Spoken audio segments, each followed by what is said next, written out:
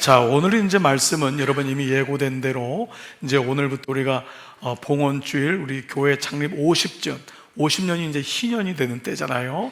근데 그때까지 이제 4주의 금요 성령 집회가 남았는데 우리 4주 동안 희년과 그 영광이라고 하는 전체적인 맥락으로 우리 오늘은 영광의 회복, 회복의 영광, 회복에 대한 말씀, 다음 주에는 자유의 영광, 자유에 대한 말씀, 그 다음 세 번째는 하나님 나라의 영광, 그리고 마지막 네 번째는 영광의 완성이라고 하는 주제로 희년이 과연 무엇이고 우리의 삶에 어떻게 적용해야 되고 우리는 어떻게 회복되고 자유케 되고 치유되어야 되는가. 그래서 우리 삶 속에 이 말씀 좀 적용하면서 우리가 좀 말씀을 나누고자 합니다. 자, 그래서 오늘은요 그 첫 번째 시간으로 회복의 영광에 대한 회복에 대한 말씀을 중심으로 말씀을 나누려고 해요.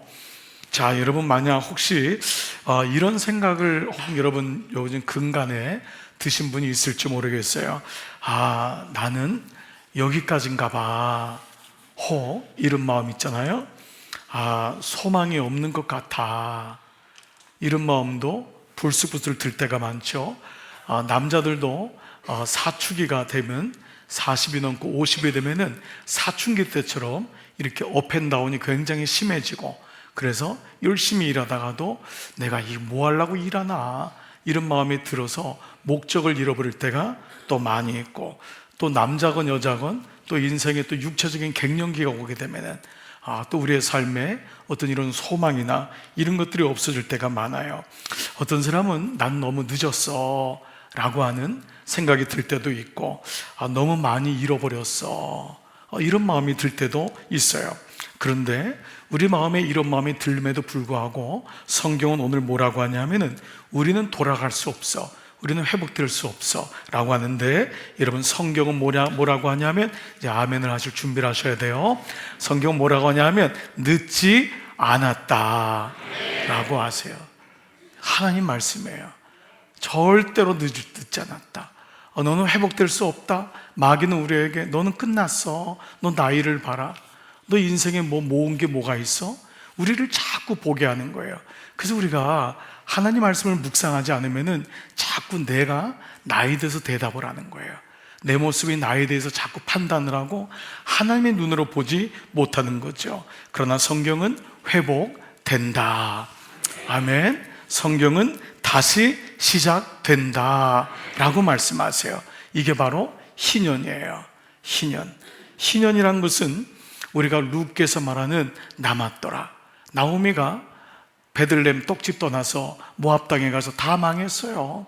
그래서 남편이 죽었어요.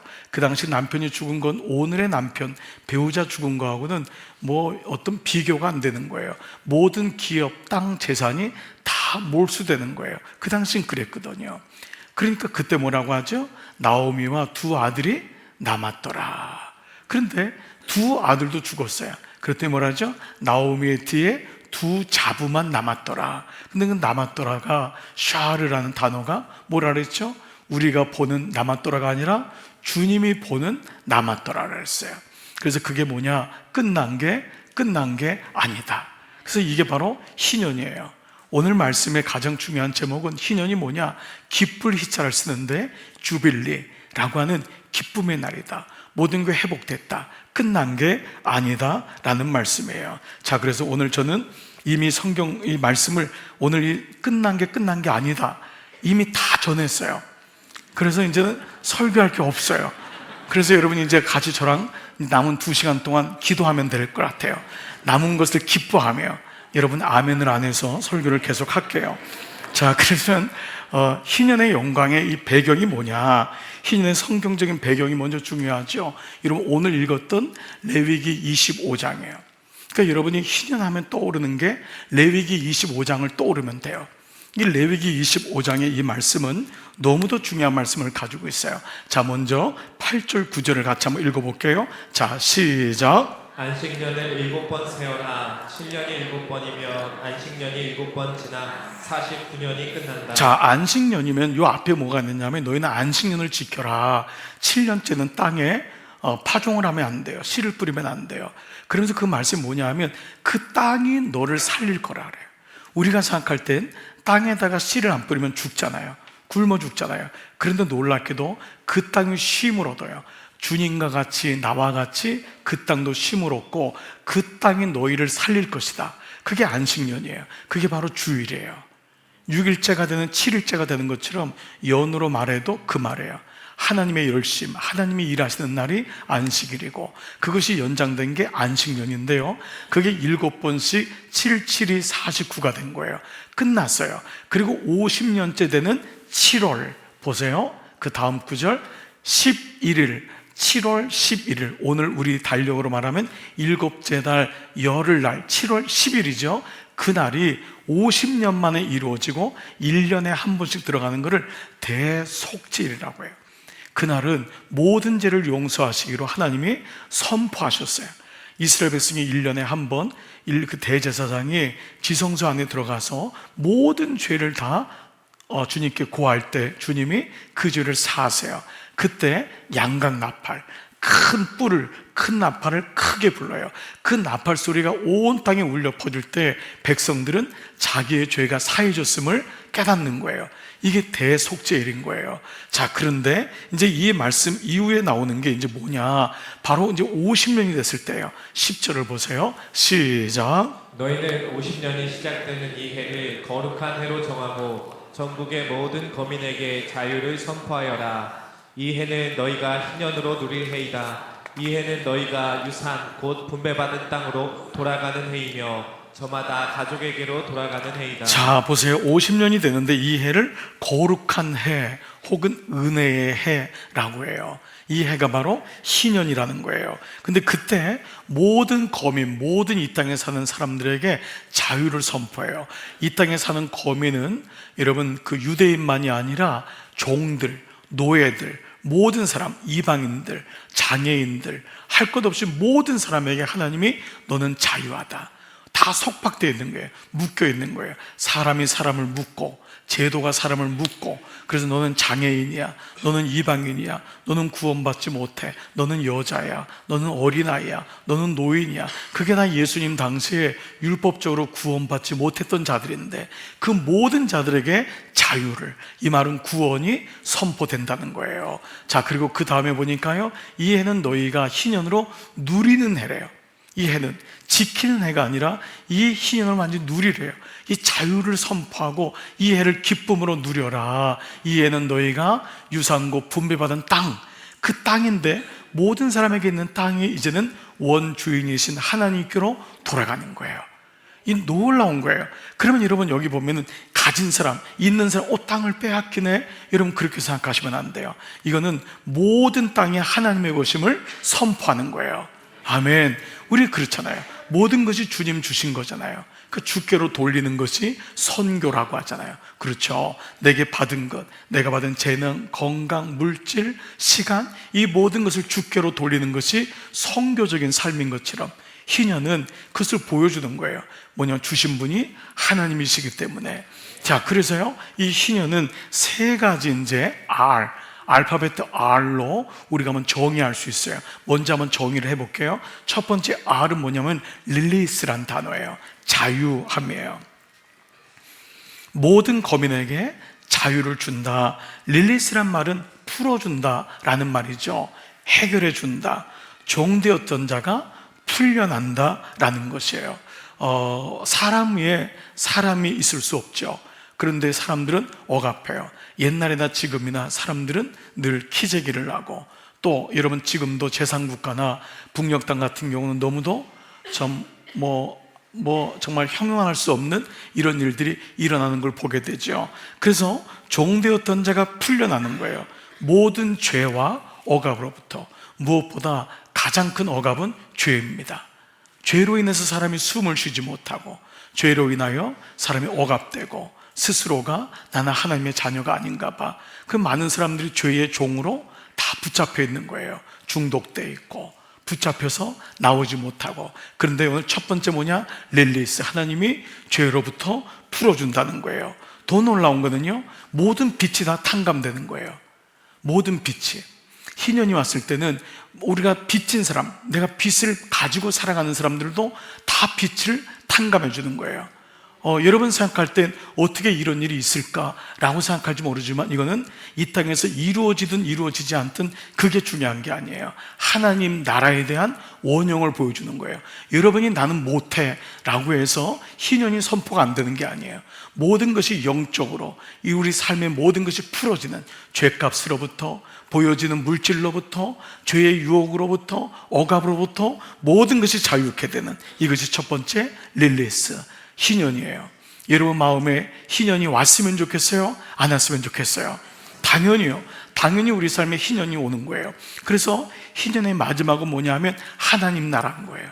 하나님 나라. 그래서 계시록의 21장 4절에 우리의 모든 눈물을 닦아주시는 거예요. 그 나라 갔을 때 우리가 이 땅에서 아무리 누려도요 다 억압받고 사는 거예요. 아무리 괜찮은 삶을 산다 해도 우리는 다 눌리는 삶을 사는 거예요. 근데 그 땅에 갔을 때 이제는 모든 영혼이 자유하게 되는 거예요. 할렐루야. 첫 번째 릴리스 자유예요. 두 번째는요 restoration이라고 하는 회복이에요. 이 회복은 뭐냐, 모든 땅이 원주인이신 하나님께로 돌아가는 거예요. 하나님이 주신 본래의 자리로 돌아가는. 그래서 10절의 말씀에 뭐라고 나와 있냐면 이 해는 너희가 유산고 분배받은 땅으로 돌아가고 가족에게로 돌아간다. 그 모든 땅이 다 원위치가 되는 거예요. 땅이 다 내 땅이 아니에요. 주님 주신 땅인데 오늘 이 땅의 모든 건 뭐예요? 땅 전쟁이죠. 사람들이 그거 그냥 얻으려고 그거 유지하고 그거 많이 가지면은 우리는 마치 인생에서 승리한 것 같은 착각을 하게 되죠. 그런데 이게 아니에요. 땅이 하나님께로 돌아가는 모든 것이 회복되는. 두 번째는 회복이라는 단어를 여러분이 기억했으면 좋겠어요. 자, 첫 번째는 내가 죄로부터 억압으로부터 모든 빚진 인생이 탕감되는 릴리스, 자유. 두 번째는 모든 것이 원위치로 회복되는 거예요. 하나님의 형상으로, 하나님이 주신 가장 아름다운 것으로 회복되는 거예요. 세 번째는 뭐냐 하면 이 안식의 중요한 바로 레스트라고 하는 바로 안식이란 의미예요. 희년은 누리는 거예요. 희년은 주님의 안식을 완전히 누려요.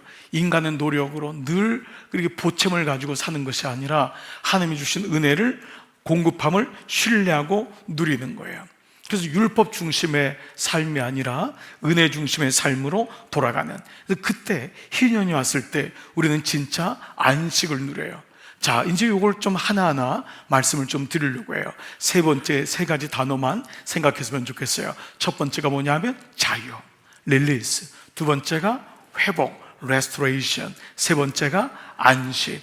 그러니까 이 세 가지는 너무 소중한 건데 우리에게는 좀 꿈과 같이 느껴질 수 있어요. 그래서 이 세 가지를 한꺼번에 말하면 뭐냐면 reset이에요. reset, 다시 시작한다, 이거예요. 하나님이 우리 인생에 다시 시작하게 한다. 그래서 성령의 은혜가, 회복의 은혜가 오면은 우리 안에 놀라운 이 은혜의 시작이 와요. 그것은 뭐냐, 무너졌던 삶에서부터 다시 시작하게 되는 줄 믿습니다. 참 이게 놀라운 성령의 은혜가 아닐 수 없어요. 자, 이런 의미로 본다면, 자, 아까 말씀드렸던 자유, 회복, 그리고 안식, 쉼, 이런 단어들 예수님의 말씀과 보세요. 예수님이 우리의 죄를 자유케 하시고 죄로부터 우리를 구원해 주시고, 그리고 우리를 하나님의 영상, 하나님의 자녀로 회복시켜 주시고, 그리고 수고하고 무거운 짐진 자들아 내게로 와서 쉬어라. 주님이 말씀하신 이 세 가지가 예수님의 삶, 예수님이 보여주신 모습과 너무도 일치함을 보게 돼요. 그래서 본질적으로 희년이 어디서 성취가 되냐 하면 바로 예수 그리스도에서 성취되는 줄 믿습니다. 구속사적으로 창조, 우리는 이 세 가지를 가지고 태어난 거예요. 우리는 하나님에서 자유하고, 하나님에서 회복되었고, 하나님 안에서 에덴 동산에서 안식했는데 죄가 들어옴으로 자유가 깨졌어요. 회복이 안 되는 거예요. 그리고 안식하지 못하는 거예요. 그런데 우리가 죄로 인해서 그렇게 됐지만 언약의 말씀이 들어오면서 언약이 되고 성취가 되는 구속의 사건이 예수님을 통해 일어나면서 우리는 바로 희년의 영광을 우리가 회복하게 되죠. 그래서 이 말씀이 이사야 말씀에 이미 나와 있어요. 이사야 61장 말씀인데, 자 보세요. 자, 예수 그리스도를 통해 완성될 구원의 모형을 이미 구약의 이사야에서 이렇게 말씀해요. 근데 이 말씀을 읽으면 여러분 중에 이미 이 말씀 어디서 많이 들었는데, 예수님이 이 말씀을 하셨는데 라는 분이 대부분일 거예요. 자, 61장 1절 2절 천천히 한번 읽어볼게요. 시작. 주 여호와의 영이 내게 내리셨으니 이는 여호와께서 내게 기름을 부으사 보세요. 가난한 자에게 주 여호와의 영이, 성령이, 하나님의 영, 구약에서는 하나님의 영이, 신약에서는 예수님이 약속하신 성령이 내게 오신 거예요.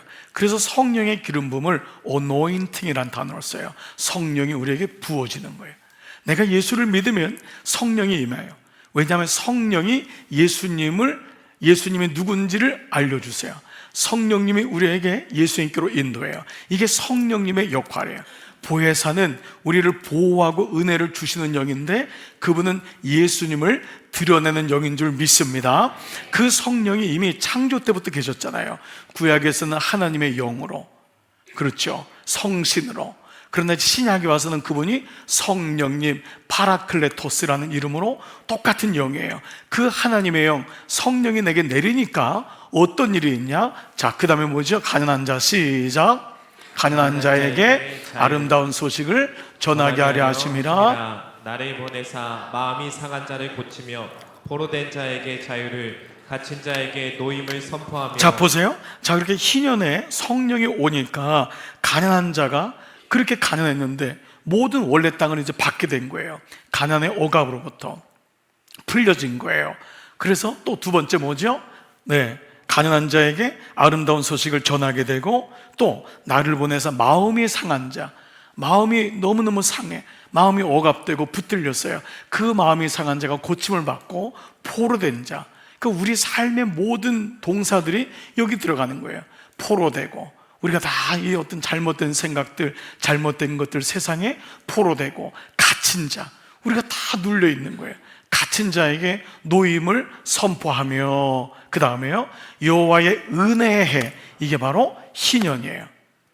은혜의 해, 여호와의 은혜의 해와 그 은혜의 반대말이 뭐냐 하면 보복의 날인데, 이 말은 어감이 좋지 않지만 하나님을 믿지 아니하고 희년이 왔음에도 여전히 내 것이라 생각하고 내가 주인이라 생각하는 자에게는 심판의 날인 거예요. 구원받은 사람에겐 이 날이 은혜해지만은, 그렇죠, 나를 그동안 힘들게 했던 세상, 마귀에게는 이 해가 심판의 날이 되는 거예요. 한 사람, 우리에게는, 하나님의 백성에게는 은혜의 해가 되지만, 하나님을 배역하고 떠난 자에게는 보복의 날, 심판의 날이 선포되어 모든 슬픈 자를 위로하되. 이게 이사야 61장이에요 자, 그런데 이 말씀을 누가 다시 했죠? 예수님이 다시 하셨어요. 언제요? 언제 했을까요? 예수님이 갈릴리 그 회당, 갈릴리에서 이제 거기서 자라셨잖아요. 거기서 자라시면서 회당에서 안식일날 가가지고 처음 이 말씀을 선포하세요. 그게 이번에 공생에 시작된 거예요. 그 나사렛 회당 혹은 갈릴리 회당에서 그분이 처음에 사역을 시작하시는 첫 말씀이 이 말씀이에요. 그러니까 주님이 희년을 얘기하는데, 자, 이 말씀이 어떤 말씀인지 봐보세요. 아까 이사야 61장에도 나를 보내서 마음이 상한 자를 고치고, 나를 보내서 포로된 자를 자유케 하고, 갇힌 자를 노임을 선포한다고 했잖아요. 자, 이 말씀을 그대로 누가복음 4장 17절 이후에서 선지자 이사야의 글을 드리거늘, 이거는 그 당시 성서 일과가 이사야했던 말씀이었어요. 이사야는 굉장히 큰 책이에요. 그런데 그 책 중에서 예수님이 하나를 핀 거예요. 핀 말씀이 뭐냐면 이사야 61장 1절과 2절을 편 거예요. 그 말씀을 피면서 그 말씀이 뭐냐 하면 곧 주의, 자, 그 다음에요, 곧 주의 성령, 아까 뭐라 했죠? 하나님의 영이. 그래, 예수님이 이것을 그대로 받아서 주의 성령이 내게 임하였다는 거예요. 이사야가 자기에게 임한 것을 말씀하면서 이거는 구원받을 자 메시아에 대한 말씀이 이사야가 얘기한 거예요. 그분이 오셔서 나에게 성령이 임해서 이런 일이 있을 거다라는 희년을, 은혜를 얘기했는데, 예수님이, 그 목수이신 예수님이 회당에 들어가서 성경을 피시면서 하는 말씀이 내게 성령이 임하여서 이는 가난한 자에게 복음을 전하게 하시려고 내게, 여러분 안 놀라잖아요 지금, 기름을 부으시고 나를 보내사 포로된 자에게 자유를, 눈먼 자에게 다시 보게 함을 전파하여 눌린 자를 자유롭게 하고, 그 다음에 주의 은혜, 희년이에요, 전파하게 하려 하심이라 하였더라. 여러분 정말 기절 초풍의 얘기를 한 거예요. 그렇기 때문에 그 다음 구절이 어떤 말씀이 나오냐 하면 이렇게 말씀이 나오는 거예요. 그 다음 구절을 보세요. 자, 책을 덮어 그 맡은 자에게 주님이 주신 거예요. 그 서기관이나 그 회당에서 이 맡은 사관이 있겠죠. 그 사람이 주시고 앉으시니까 회당에 있는 자들이 다 뭐죠? 그 전에 주목하여 버리라. 예수님을, 예수님 미쳤나? 목수의 아들 아니야? 저 요셉의 아들인데 저 사람이 뭔 얘기를 하고 있는 거야? 주목하여 보는 거예요. 근데 그 다음 구절 봐보세요. 이에 예수께서 그들에게 말씀하시되 이 글이 다 같이요 오늘 너희 귀에 응하였느니라 하시니, 이 말씀이 뭐냐 하면 주님이 희년을 설명한 게 아니라 내가 희년이라는 거예요. 이거 너무너무 기가 막히게 말씀하신 거예요. 희년을 설명한 것이 아니라 내가 희년이다, 내가 옴으로 죄에서 자유케 되고, 내가 옴으로 마음이 상한 자가 치유받고, 내가 옴으로 갇힌 자가, 포로된 자가 노임을 받게 되고, 내가 옴으로 너희에게 은혜가 이루어지는 언약이 완성되었다라는 거예요. 그러니까 희년은 어찌 보면 모든 성경의 성취인 거예요. 구속사적으로 희년은요, 우리가 하나님의 형상대로 희년으로 지음받은 거예요. 우리는 주님과 함께 거닐고 에덴 동산에서 주님과 대화하고 주님과 영원토록 살도록 지음받은 거예요. 우리는 자유하고 우리는 회복되었고 우리는 그렇게 안식하는 영혼이었어요. 그러나 죄가 들어오면서 인간은 어떻게 돼? 두려워하고 주님을 피하고 자기 속에는 옳은 대로 살고, 얼마나 이 세상이 죄로 그냥 얼룩져 있어요. 그냥 그런 가운데 있을 때 예수님의 오심으로, 그분이 희년 되심으로, 그로 인하여, 그분으로 인하여 자유케 되고 죄가 해결되고 노임을 받게 되고 치유하게 되고 갇힌 자가 풀어지는 놀라운 은혜의 해가 우리에게 임한 줄 믿습니다. 그렇기 때문에 오늘 우리는 이 말씀을 통해 희년 이코르 예수 그리스도의 구속사역이라는 거예요.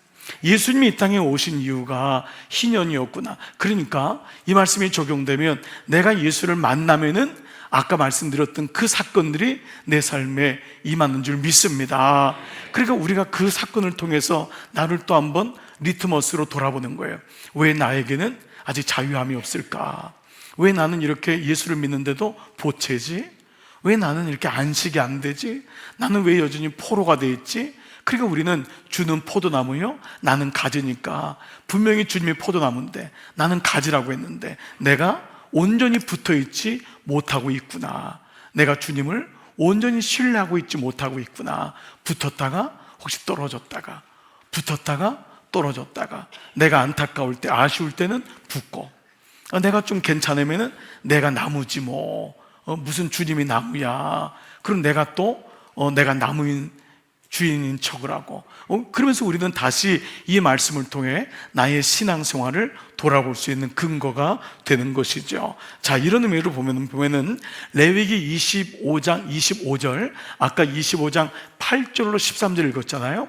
조금만 뒤에 가면 25절에 있는데 여기 예수님에 대해서 또 다른 말로 쓴 별명이 나와요. 예수님의 닉네임, 예수님이 어떤 자냐 한번 읽어볼게요. 시작. 만일 내 형제가 가난하여 그의 기업 중에서 얼마를 팔았으면 그에게 가까운 기업 물을 자가 와서 그의 형제가 판 것을 물을 것이요. 자, 여러분 다시 본다면 여러분 동그라미를 어디다 칠 수 있을까요? 바로 기업 물을 자라는 단어예요. 기업 물을 자, 이 단어가 바로 예수 그리스도예요. 기업 물을 자. 이 말은 여러분이 루키 말씀을 여러분 다시 생각해 보세요. 여러분 나오미가 모압 땅에 가서 잘 살려고 애들 잘 키워보려고 갔다가 남편 죽어요. 두 아들 죽어요. 모든 것이 끝난 거예요. 남자가 죽었다는 건 더 이상 기업을 잃을 사람이 없다는 거예요. 그런데 그 나오미가 누구를 데리고 베들레헴에 가죠? 나오미가 룻이 데려가는 게 아니라 나오미가 룻이라고 하는 이방 여자를 데려가잖아요. 그러니까 여러분 제가 룻이 나오미를 데려갔다 해도 다 알아듣잖아요. 네, 아멘. 이삭이 아브라함을 낳았어요. 아멘. 네, 뽕나무 위에 누가 올라갔죠? 네, 삭개오가 아니라 예수님이 올라갔어요. 예수님이 올라갔다 보니까 삭개오가 밑에 있어가지고 왜 네가 밑에 있냐? 그래서 올라와라. 그리고 예수님이 밑으로 내려갔어요. 그래서 여러분, 제가 무슨 얘기를 해도 여러분 다 정말 찰떡같이 알아들어서 얼마나 감사한지 모르겠어요. 나오미가 어머니예요. 룻은 이방 여자인 자부잖아요. 그렇죠. 그런데 그 모함 여인이 율법적으로 구원받지 못하는 자인데 그 나오미가 누구를 만나게 하죠? 룻을요? 보아스를. 맞아요. 보아스는 뭐죠? 예수 그리스도의 그림자인 거예요. 여러분이 열왕기상 7장 보면은 솔로몬이 성전을 져요. 성전 지을 때 두 기둥을 세워요. 즉 성전 들어가면 두 기둥을 통과하는데 오른쪽에 있는 기둥이 야긴이에요. 그 야긴은 뭐냐 하면 하나님이 세우신다라는 거예요. 왼쪽에 있는 기둥이 바로 보아스예요. 그 안에 능력이 있다. 그분이 일하신다. 하나님의 열심, 이게 바로 보아스예요. 여러분이 성전에 들어올 때 보이든 보이지 않든 유형 무형의 두 기둥을 통과하는 거예요. 내 인생을 세우시는 분은 하나님이신 줄 믿습니다. 이 교회를 세운 사람은 주님이신 거예요. 그게 바로 야긴이에요. 보아스가 세우신 거예요. 그분이 세우실 뿐만 아니라 그분 안에 능력이 있어요. 그분이 일하세요. 그게 바로 보아스예요. 그래서 룻이 보아스랑 만나게 되는 거예요. 율법적으로 구원받지 못하는 이방 여자, 모함 여자인 룻이, 우리가 율법적으로 다 죄에 눌리고 갇혀있고 포로된 우리가 보아스를 만남으로 구원을 받아서 그때 아기를 낳는데 그 아기 이름이 오벳이에요. 오벳의 뜻이 뭐냐 하면 종이에요. 그래서 주님이 나는 섬김의 종으로 왔다는 거예요. 나는 종으로, 주님이 종으로 오신 거예요. 수건으로 대야의 허리에 수건을 두르시고 죄인들의 발을 씻기시는 종으로 오신 거예요. 그분이 종으로 오셨다고 해서 그것이 오벳인데 오벳이 이새를 낳고 이새가 다윗을 낳았더라고 되는 거예요. 그래서 구원의 계보가 흘러감을 우리가 보게 되죠. 바로 이 보아스가 누구냐면 기업 물을 자가 나와요. 그 룻께. 그래서 나오미가 알려주는 걸 룻에게, 룻아, 저 보아스가 우리의 친족이니 그가 유력한 자니 우리의 기업을 물을 자다. 이 말은 땅을 회복시켜 주는 거예요. 그리고 자유를 주는 거예요. 그러나 동시에 구원을 주실 분이다. 그래서 우리는 신부된 우리가 신랑 되신 예수 그리스도인 보아스와 결혼할 때 비로소 우리의 삶에 진짜 자유, 진짜 평안, 진짜 기쁨이 오는 줄 믿습니다. 그래서 아까 다시 25장 25절을 봐보세요. 뭐라고 나오죠? 그에게 가까운 기업 물을 자가. 아무나 하면 안 돼요. 기업 물는 자는 세 가지의 조건이 충족돼야 돼요. 첫 번째는 뭐냐 하면 가까운 자, 친족이어야 돼요. 길거리 지나가는 사람 아무나 하면 안 돼요. 이것은 예수님이 인간의 모습으로 오셨음을 말씀해요. 예수님이 하늘 위에서 나 너 사랑한다 이게 아니에요. 주님이 친히 인간의 모습으로 오신 거예요. 우리를 아는 거예요. 친족은 그가 얼마나 가난하고 착취당하고 그가 땅을 빼앗긴 걸 알고 있는 자예요. 그를 국률 여긴 자는 길거리 지나가는 사람이 아니에요. 친족이어야 돼요. 주님이 인간의 모습으로 오셔서 우리의 모든 아픔을 아시는 거예요. 국률 여기시는 거예요. 두 번째 뭐냐 하면 기업 물을 자는 유력해야 돼요. 그가 부자여야 돼요. 이 부자라는 것은 돈이 많다는 의미를 떠나서 넉넉해야 돼요. 그가 능력이 있어야 돼요. 보아스의 뜻이 능력이라 그랬잖아요. 예수님이 죄 사람으로 오셨지만 그는 죄가 없으세요. 죄가 없으셔야지만이 우리의 죄를 위하여서 그분이 해결할 수 있는 줄 믿습니다. 그것이 능력자예요. 세 번째는 뭐냐 하면 억지로 하면 안 돼요. 기꺼이 해야 돼요. 그래서 보아스가 룻을 사랑하게 돼요. 그래서 예수님이 우리를 사랑하셨기 때문에 기꺼이 우리의 죄를 위하여 죽으신 거예요. 이것이 바로 기업 물을 자를 말씀해요. 보세요. 레위기 25장 25절의 말씀에 기업 물을 자도 명확하게 이미 룻기를 통하여 보아스가 우리의 신랑 되시고 그 신랑 되신 그분이 바로 예수 그리스도라는 것을 계속 성경을 통해 보여주고 주님이 이사야 61장의 말씀을 가지고 내가 바로 그 은혜를 너에게 베풀 그이다. 이 말씀이 너에게 응하였다. 이 말씀을 하시는 줄 믿습니다. 자, 그래서 하나님이 이렇게 선언하시는 거예요. 내가 물을 것이다. 내가 회복할 것이다. 내가 원래대로 모든 것을 돌이킬 것이다. 이 은혜가 여러분에게 있기를 축복합니다. 그래서 첫 번째, 한번 이 이제 세 가지로 이제 한번 좀 더 한번 요 말씀을 좀 구체적으로 풀어볼게요. 자, 이 문장을 한번 읽어볼게요. 시작. 희년은 자유다. 한 번만 더 시작. 희년은 자유이다. 네, 희년은 자유이다. 아까 freedom, release라 그랬죠. 이 문장을 좀 풀어서 한번 설명을 해볼게요. 여러분, 그 당시 이스라엘 백성들은 대부분이 빚을 졌어요. 그리고 이방 나라의 종이 됐잖아요. 바벨론의 포로로 끌려가고 페르시아의 종이 되고 평생을, 나중에 예수님 당시는 로마의 종이 되고, 그러니까 그들은 날마다 그냥 종의 삶을 사는 거예요.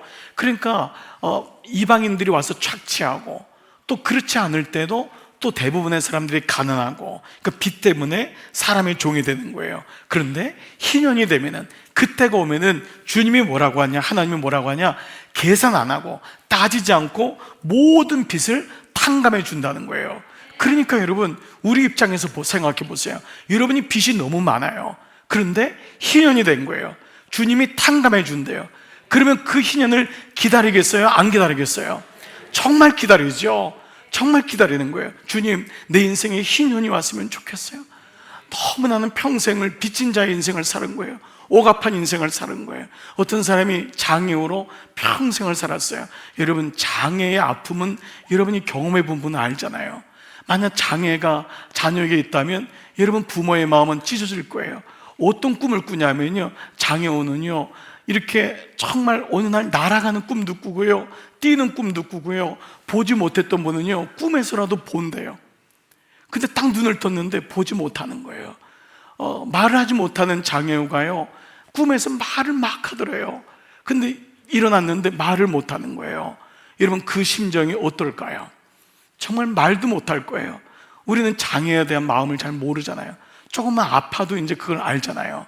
그러니까 그렇게 아팠던 사람이 희년이 되면 모든 게 원위치가 되는 거예요. 건강한 모습으로 회복되는 거예요. 그러니까 장애를 앓고 있는 사람은 얼마나 그거를 그 날을 기다리겠어요. 할렐루야. 여러분, 정말 그 마음이 이루 말할 수 없죠. 제가 오늘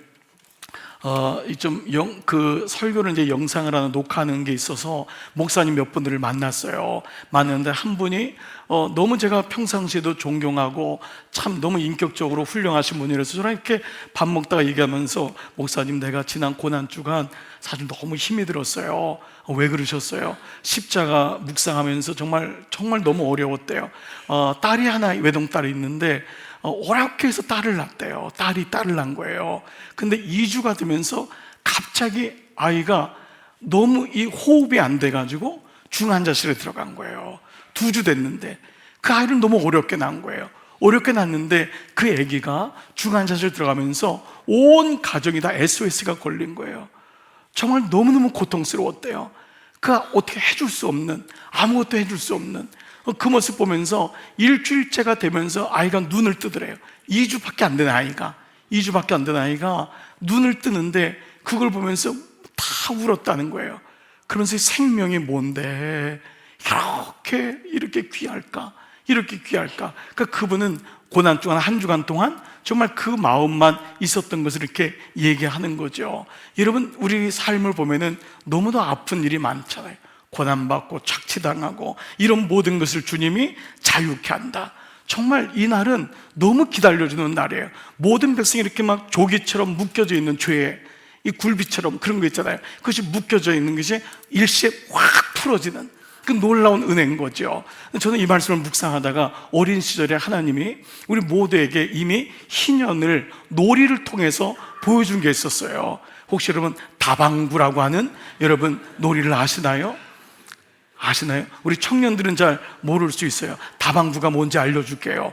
다방구는 이렇게 다 같이 방구를 끼는 게 아니라 그 말이 몽고 말로 이렇게 왔다고 하는 말이 있더라고요. 목축에서 이렇게 소들, 양들을 이렇게 모아가지고 이렇게 하는 데서 왔다는데, 여러분 아시죠? 술래잡기 해가지고 다 모으면은 조기처럼 다 줄줄 있는데 끝까지 안 잡힌 애가 가가지고 뒤에서 다방구 치면은 다 도망가는, 이게 저만 그게 있었나요?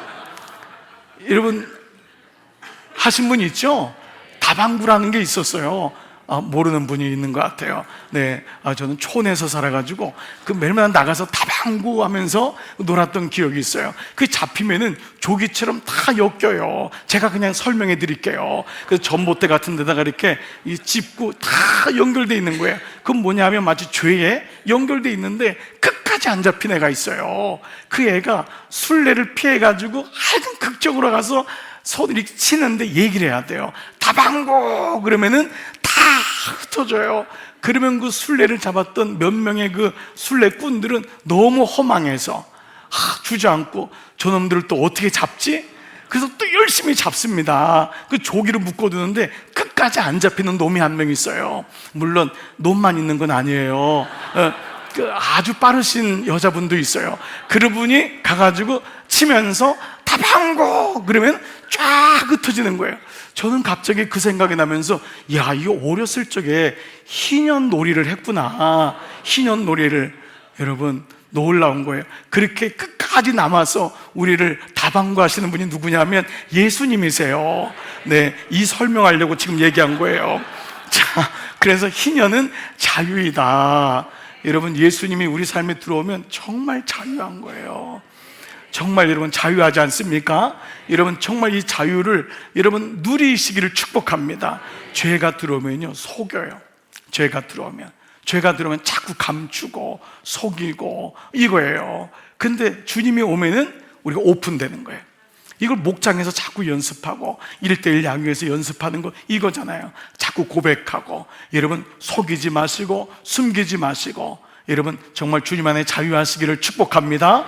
여러분 11계명 빨리 버리세요. 11계명 뭐라 그랬죠? 들키지 말지어다. 이거 빨리 없애야 돼. 11계명 붙들고 있는 분이 있어요. 들키지 말지어다. 여러분 주님이 오셔서 희년은 자유다.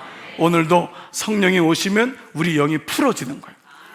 성령이 충만하니까 너무 좋은 거예요. 그러니까 기도가 터지고 하나님의 자녀임을 선포하고 놀라운 은혜가 있기를 축복합니다. 두 번째 이 문장 시작. 희년은 되돌림이다. 다시 한번. 희년은 되돌림이다. 예, 희년은 땅, 관계, 정체성, 모든 제도. 이스라엘에서 땅은 단순한 재산의 문제는 아니에요. 이건 하나님이 주신 기업이에요. 근데 기업을 뺏기기도 하는 거예요. 가난하니까.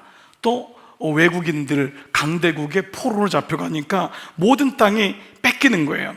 또 예기치 않은 죽음이 오면 남자가 죽으면 기업을 물을 적 없으니까 땅을 뺏겨요. 여인들은 하루아침에 거지가 됩니다. 너무너무 불쌍한 존재가 되는 거예요. 근데 문제는 뭐냐? 당시의 제도는 한 번 잃으면 영원히 잃는 거예요. 회복할 길이 없어요. 누가 자기가 뺏은 땅을 누가 거저 주겠어요?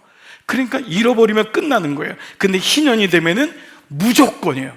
조건이 없이 다 돌려받는 거예요. 그러니까 여러분 이것이 현실로 되든 안 되든 우리는 희년을 기다리는 줄 믿습니다. 그래 이게 희년인 거예요. 충격적인 은혜인 거예요. 그래서 하나님이 뭐라고 하냐면 그 땅은 네 땅이 아니야. 너 많이 누렸잖니. 너 50년 동안 누렸잖아. 이 땅은 내 거란다. 그래서 모든 사람에게 하나님이 원래 지으신 목적대로 나눠줘야 된다. 그래서 잘 사는 나라가 왜 선교하냐 하면 우리가 받은 거 주님께로 받았기 때문에 선교하는 거예요. 여러분 물론 잘 산다고 선교하잖아요. 그 잘 사는 것에 예수 그리스도의 십자가가 있어야지 선교가 이루어지는 줄 믿습니다. 미국 땅에 십자가가 있을 때 그들이 온 세계를 도왔잖아요.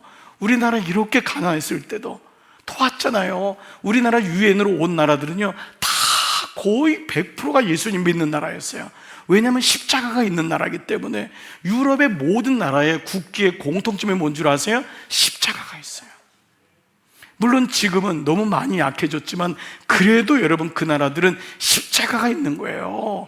그래서 국가의 대부분 국가가 있죠. 국가의 애국가가 찬송가인 거 여러분 아시죠?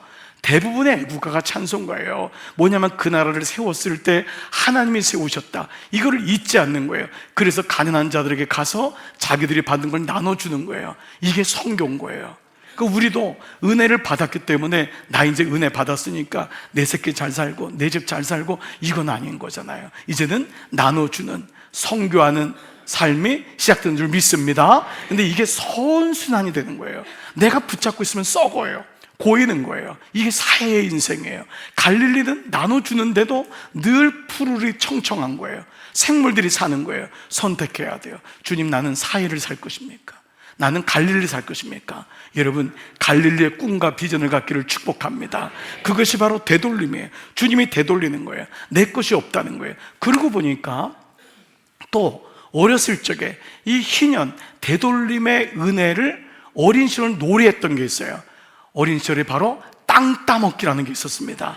여러분, 땅 따먹기라는 거를 줄을 다 거가지고 이 돌멩이를 던져서 3번에 들어와야 돼요. 3번에 들어오는데 조금이라도 더 먹으려고 이 벽하고 여기를 찢어가지고 뼘을 해가지고 그걸 내 땅. 그리고 때로는 또 많이 가면 남의 땅까지 들어가서 3번에 들어와요. 그러면서 그 땅을 막 가졌을 때 너무 충만한 거예요. 어린 시절부터 우리는 부동산에 교육을 받은 거예요. 땅만 가지면 우리는 잘 살 수 있다. 어린 시절부터 땅 따먹기 죽으라고 한 거예요. 그런데 해가 질 무렵 드디어 어머니가 불러요. 밥 먹어라! 밥 먹어라! 뭐하냐? 그 소리가 들리면은 처음엔 좀 버텨요. 너무 재밌으니까. 그러다가 이놈 자식이 매를 벌어 안 들어와!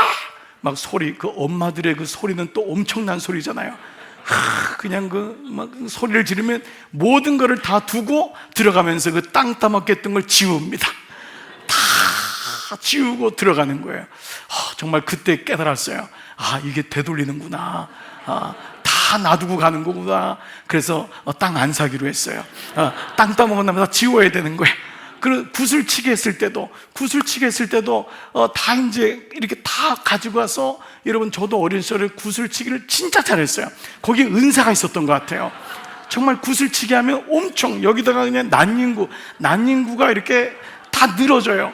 여기다 다 집어넣어가지고 이걸 뚫뚫뚫뚫 말아가지고 이거를 가지고 집에 들어갔는데, 어머니는 그걸 보자마자 다 하수도에다가 다 버리는 거예요. 막 엉엉 울잖아요. 너무 아까워가지고. 어머니 주무실 때 밤에 몰래 나가서 그걸 다 닦습니다. 다음날 가져갈 탄환으로 준비를 해가지고 또 가가지고 열심히 또 따먹고 해가지고 충만해가지고 또 여기다 해가지고 또 들어오고. 그래서 어떤 사람은 어항에다가 그걸 막 실어놓고, 어떤 사람은 딱지도 막 이렇게 어항에다가 막 이런 딱지치기 또 엄청나잖아요. 또 이거 해가지고 해놨는데, 여러분, 제가 물어볼게요. 지금 혹시 집에 딱지가 있습니까? 여러분, 구슬이 있나요? 집에 만약에 구슬치기 했던 게 있다면 정신 나간 사람이에요. 지금도 어른 됐는데 이거 딱지치기 하고 있다면 아닌 거예요. 그러니까 우리가 이런 게임이고 어린 시절은 놀이였지만, 여기는 다 제한적이구나, 다 되돌려줘야 되는 거구나, 내 것이 아님을 알게 돼요. 그러니까 우리가 살면서 인생의 마지막에 어떠해야 됨을 아는 사람은 굉장히 지혜로운 사람이에요. 그렇잖아요.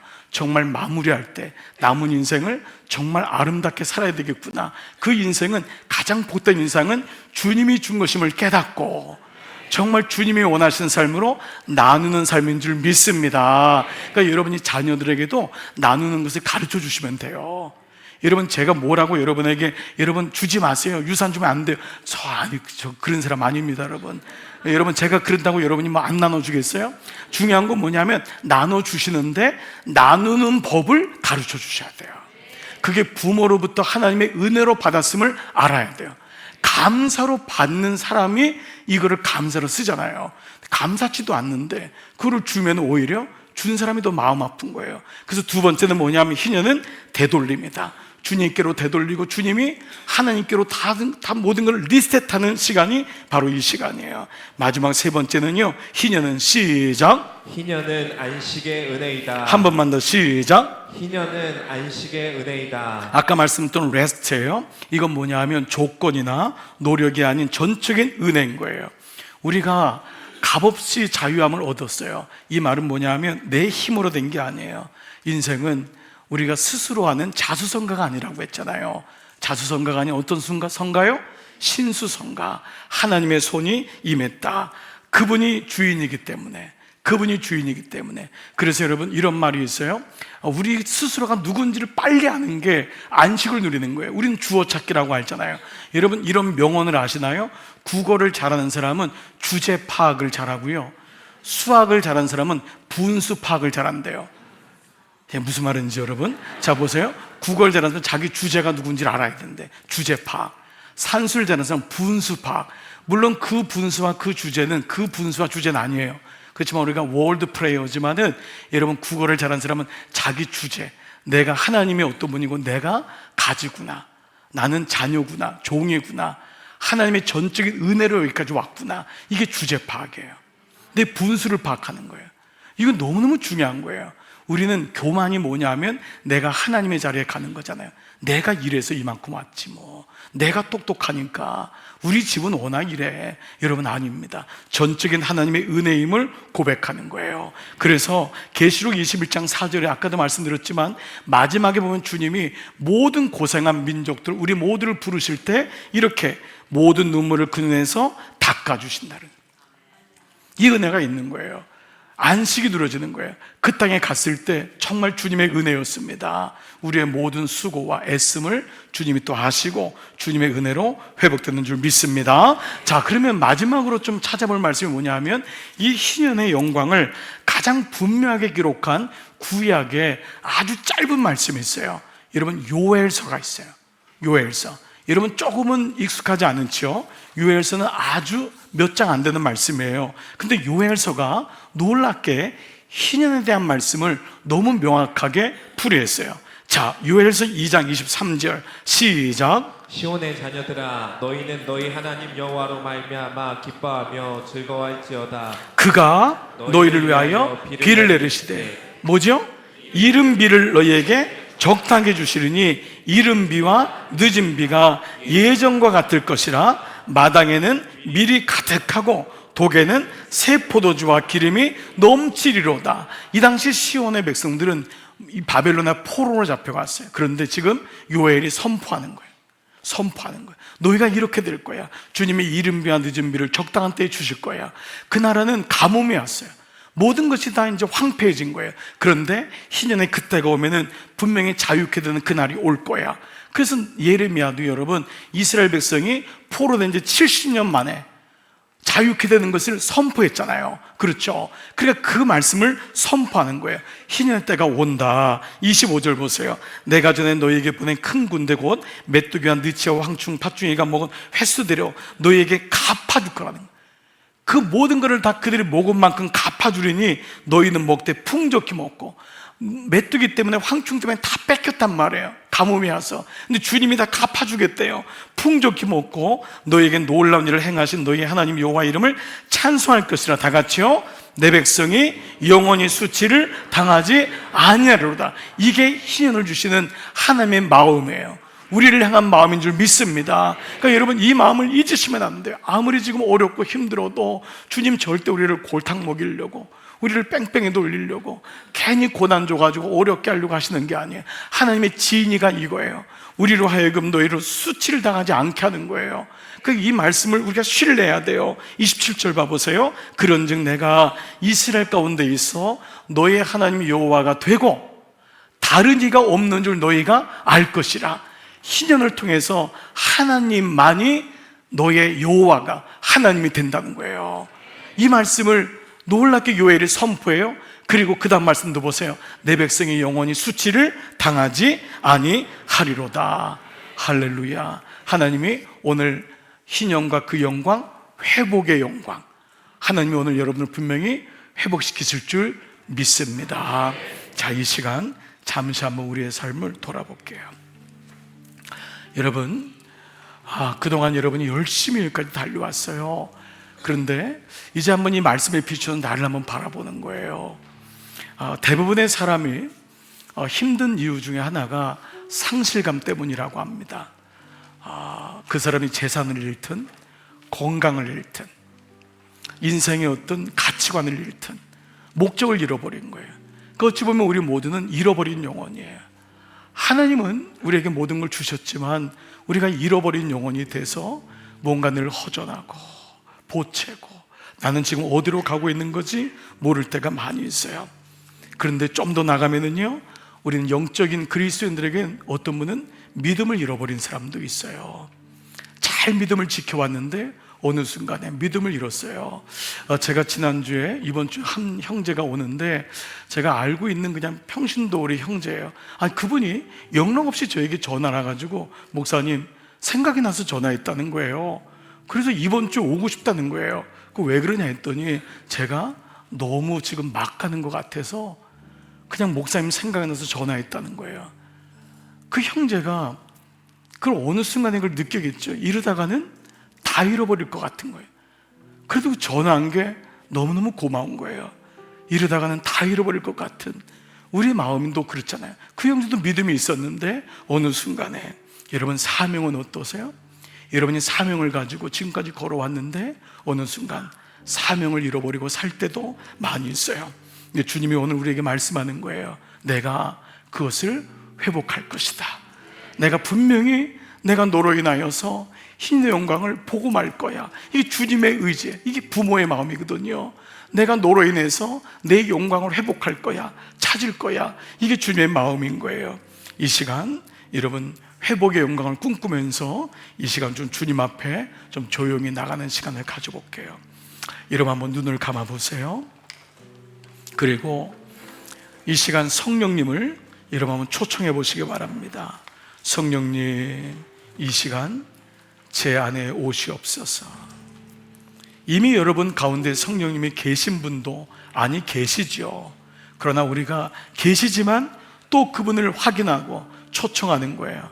성령님 제 안에 계심을 정말 감사하고 이 시간 다시 성령님을 나의 하나님, 정말 주님의 영으로 내가 성령님을 초청하고 환영합니다. 오늘 오셔서 저를 다스려 주세요. 혹 제 마음이 강팍해 있습니까? 제 마음이 슬퍼 있습니까? 슬퍼지고 있습니까? 제 마음이 우울합니까? 제 마음의 목표를 잃어버리고 있습니까? 너무 지쳐 있습니까? 여러분 성령님이 오시면 여러분의 마음을 만져주십니다. 타치하세요. 그분이 오셔서 우리를 안아주세요. 성령님은 예수님의 영이에요. 아들아, 딸아, 내가 너를 한 번도 버린 적이 없고 떠난 적이 없도다. 우리가 그분을 인정하고 환영할 때마다 성령님은 너무 기뻐하세요. 그리고 말할 수 없는 탄식으로 우리를 위해서 기도하기 시작하세요. 내가 기도하는 줄 알았는데 성령님이 내 안에서 기도하세요. 오늘 이렇게 성령님을 초청하면서 잃어버린 것들이 무엇인가를 떠올려 보세요. 괜찮아요. 물질이었어요? 사람이었어요? 여러분 육체적인 건강이었어요? 아니면은 하나님과의 관계에서 오는 친밀함이었어요? 어떤 것이든 괜찮아요.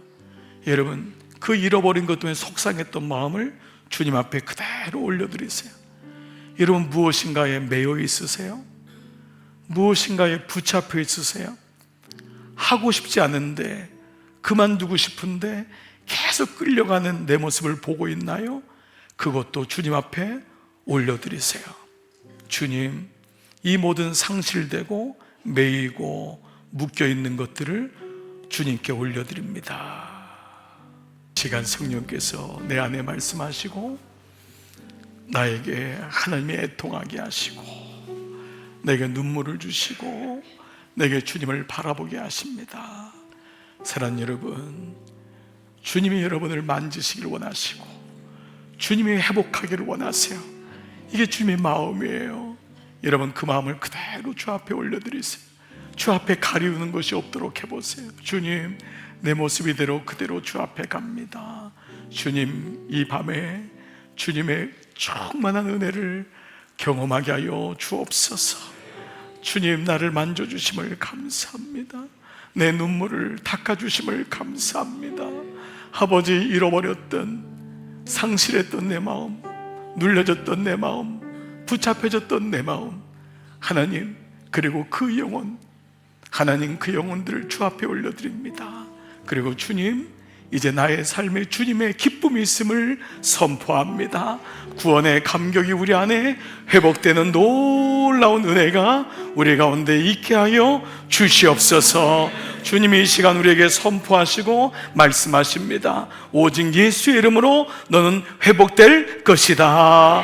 주님, 무너진 것이 다시 세워짐을 믿습니다. 이미 내 안에 신의 영광이 임한 줄 믿습니다. 이 기쁨을 가지고 주님을 바라보게 하시고, 하나님, 아무리 세상이, 내 감정이, 환경이 나에게 엄습한다 하여도 나는 주님을 바라보며 신의 영광을 선포할 것입니다. 오늘 놀라운 은혜가 구원의 감격으로 회복되는 우리 모두로 인도하여 주시옵소서. 예수님의 이름으로 기도드리옵나이다. 아멘. 아멘.